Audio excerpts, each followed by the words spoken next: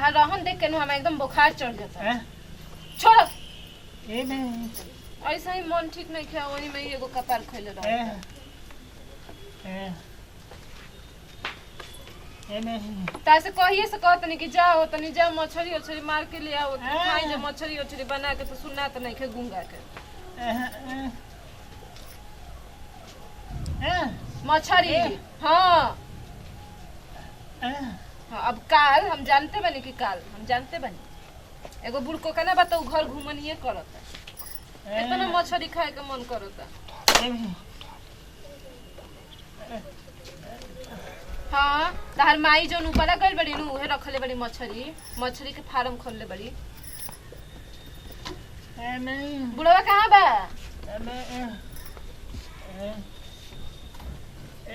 ई तो मौगा बुझावे नु कि कुल भर दिन एही में रहेला। का होले बड़ा उदास बैठल बड़ी रे पतोहिया। बाबूजी हमरा से बोली जन ठीक ना। का होल बा? ए कुल बरावा सरा उघार के जाता कोई कई मंथरा बन गइल बिया।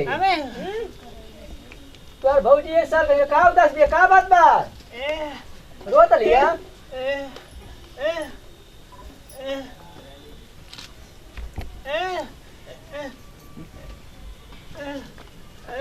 अरे तू चुप रहो। का कहता रे? मछली खाए के मन करता। मछली कैसे करता? मछली खाए के मन करता। लड़ हुआ तो मछली खाए के मैंने कह देनी त लाश हुआ था ना। तो कहां ना मछली मार ली बताऊ? जाई हो जो पोखरा में बड़ी सुंदर मछली तनी ली आई तीन बड़ा मन करता खाए के सही में कहता नहीं बाबूजी तनी खूब बढ़िया से जात मसाला पीस के बनाई जाई ना। पोखरवा तो दादा कह ना मारी लगे तो का करबू अरे सांझ के बेरा भइल बा अभी कोनो देखियो से ना जाई ना दो तीन गो मारी आई। मछली तो हमारो खाए के मन खूब करता पता कि गुटी गुब गुब लेती खूब रोटी जैसे। हां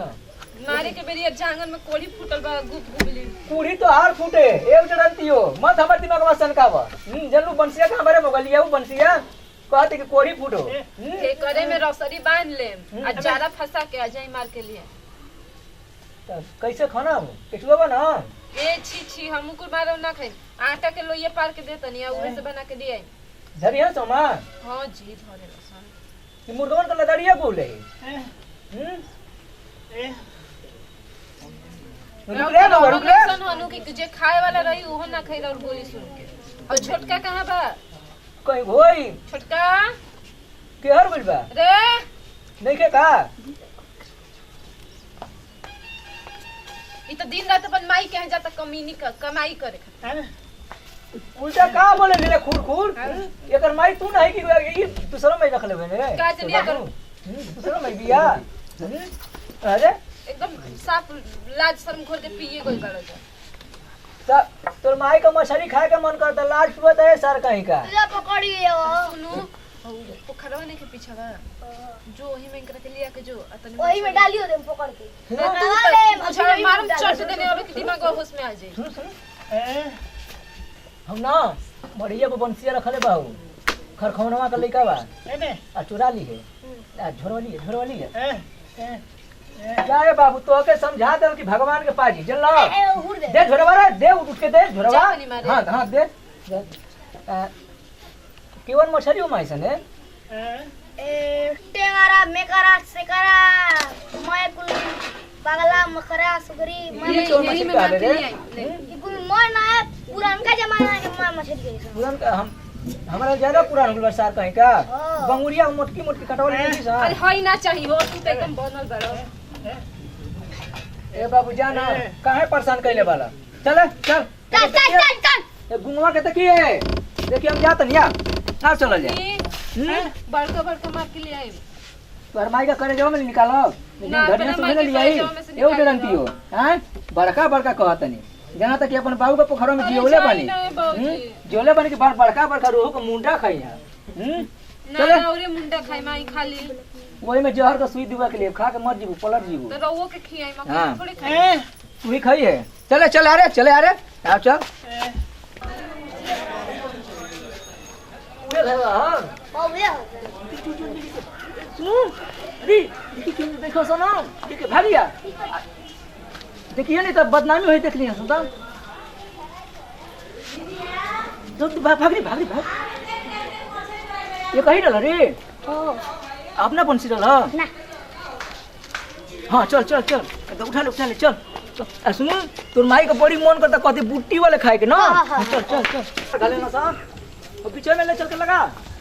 ए भैया हम लगा हम पीछे में लिया मछली तो बड़ा बढ़िया फसल भी है ना होली छोड़ दी दे देखो हमारे बंसिया के जरिए मत लगाओ अइला टप दे देखो मछली हट साला गरई अरे सर मार दे हम सही गरई मारले बा खोले आगल सौरव का दे रे बाबू सौरव देखो हां देखो के तरी फसत है बड़का सौरा बा। बड़ा खब के नहीं तू ही तो मरने वाला मछली मारे का एक्सपीरियंस हमारे पास है 3 साल मरली लगातार अच्छा हां रुक रे के तरह बरे तो हमारे बंसिया के जरिए मत फेंकी हो यहां से नु ए मतलब छेद मत दिया जा सदाई तार न की अबे चिंता मत लो चल हां हो जा चल ए बाबू फांसी ना तो पर हम दिमाग फेस कर दे फ्यूज कर दे खासी तारा से झूठो के हिस के ले बड़ा लो ना मन बा माथा न मारतनी तो एक ऐसे तिया तो सर्कल ए चले मतलब काहे का है नहीं काहे का तू करता जा तनु हरे राजा किया छे बजे का हां न किया छे दम देखा देख ले गौरी देखा अरे मत लाग ये मत पूजा पाठ का कहलवा भैया पूजा पाठ तारा से मारा ई पतो बूढ़ आदमी से मछली मारला ए बुढ़ा तन के समझ में नहीं आवत ए रुका मत हना लोग न किया छे देख अरे मर्द एगो मार दला है एगो मार दिया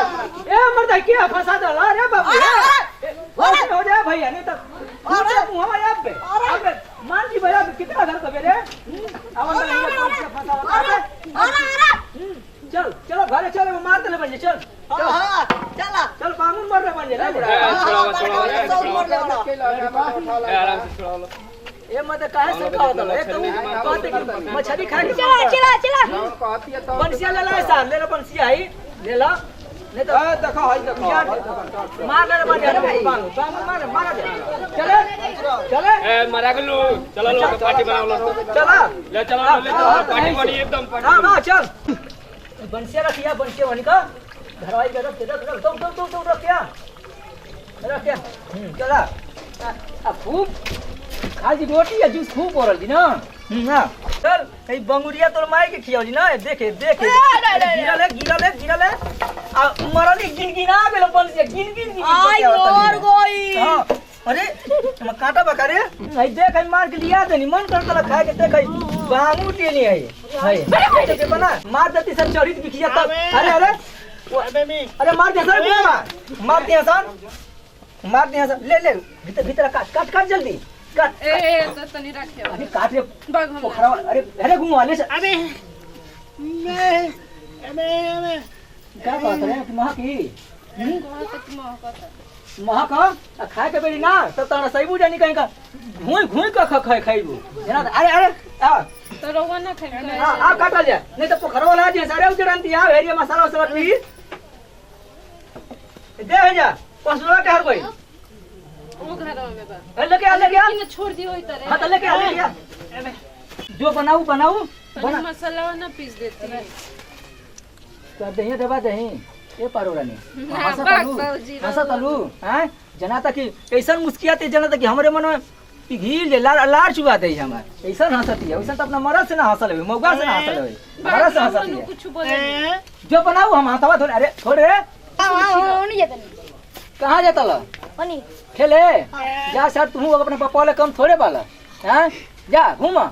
हम चिरागम में बाटू सारे इमली नंबर 1 से आप लोग के गोर छुके गोल लागत नहीं भैया हमार सर्वप्रथम अपन टीम के जोन कलाकार बना एक्टर बना उनसे परिचय कर हमारे जीवन की इमली नंबर 1 का डायरेक्टर बना जो कि अमरजीत भैया जी हमारे स्टार तनुगोल जिनकी गुम का रोल करता हमारे पतो का रोल अदा ए बाबू ए मगू मनावा ना कबो लइको का रोल करेला हां हमार सोना जी बानी जोन की इन्हों के आशीर्वाद प्यार दुलार जो कि हमार पतो का रोल अदा करतनी नाती का रोल हमार नमो बताओ ए सर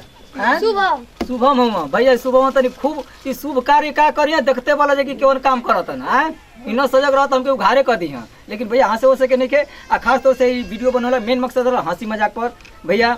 मछली वछली चाहे कुछ भी खाए के मन करेला तो देखा भैया जितना चादर है उतने गोल पसारे के चाहिए। ये वीडियो में देखोला से ये कहानी का शीर्षक निकलता कि पतो कहते कि मछली लिया, लेकिन बूढ़ बेचारा बुजुर्ग जाके दूसरा का पोखरा में चुरा के मछली मारता। जबकि आप लोग से हजूरिया कहते हैं कि केहू कभी जीविका बा ओके खराब ना करे के चाहिए। केहू कभी मुर्गा होके मुर्गा पालन, मछली पालन चाहे बकरी पालन ओके नष्ट ना करे के चाहिए भैया, बल्कि जाके 100-200 लगा के खरीद के खा ला जा। आ वीडियो देखोला से ये मेरे मकसद कैसे आजकल समाज में चोरी बढ़ा था, तो हम यही से आप लोग की गुजारिश करते हैं कि केहू का जीविका पर पेट पलाप ना मारे के चाहिए। आ वीडियो में अगर थोड़ा सा भी अगर हमसे भूल चूक भइल होई तो अपन नाती पोता भाई समझ के उनके माफ करब जा। अगला वीडियो में जल्द हमारे इमली नंबर 1 पूरा कमेटी ये से भी बढ़िया सामाजिक कमेटी लेके जल्द हाजिर होती है। तब तक खातिर आप लोग से हम विदा लेते नहीं। जय हिंद, जय भोजपुरिया समाज।